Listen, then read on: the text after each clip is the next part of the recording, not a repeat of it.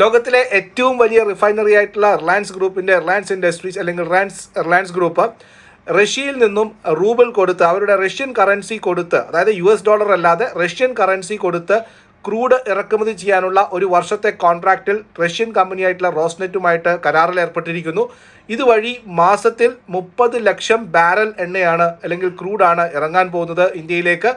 ഇത് റിലയൻസിന് കിട്ടാൻ പോകുന്നത് ആഗോള വിപണി വിലയേക്കാൾ $3 വരെ ഡിസ്കൗണ്ടിലാണ് ഈ ഒരു കാര്യം കിട്ടാൻ പോകുന്നത്. കാരണം റഷ്യക്ക് മുകളിൽ ഓൾറെഡി US മറ്റ് രാജ്യങ്ങളും ഉപരോധങ്ങൾ ഏർപ്പെടുത്തിയിട്ടുണ്ട്.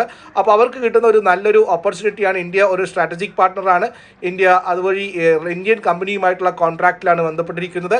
സോ റിലയൻസിനെ സംബന്ധിച്ചിട്ട് $3 വരെ ഡിസ്കൗണ്ട്, അതുപോലെ തന്നെ ലെസ് സൾഫർ കണ്ടന്റുള്ള ക്രൂഡും ഇറക്കുമതി ചെയ്യാൻ പോകുന്നു. അത് $1 വരെ കുറവിലാണ് കിട്ടാൻ പോകുന്നത്. ഒപെക് രാജ്യങ്ങൾ ജൂൺ മുതൽ സപ്ലൈ കട്ട് ചെയ്തുകൊണ്ട് ക്രൂഡിൻ്റെ വില കൂട്ടാനുള്ള സംരംഭം നടന്നുകൊണ്ടിരിക്കുന്ന സമയത്താണ്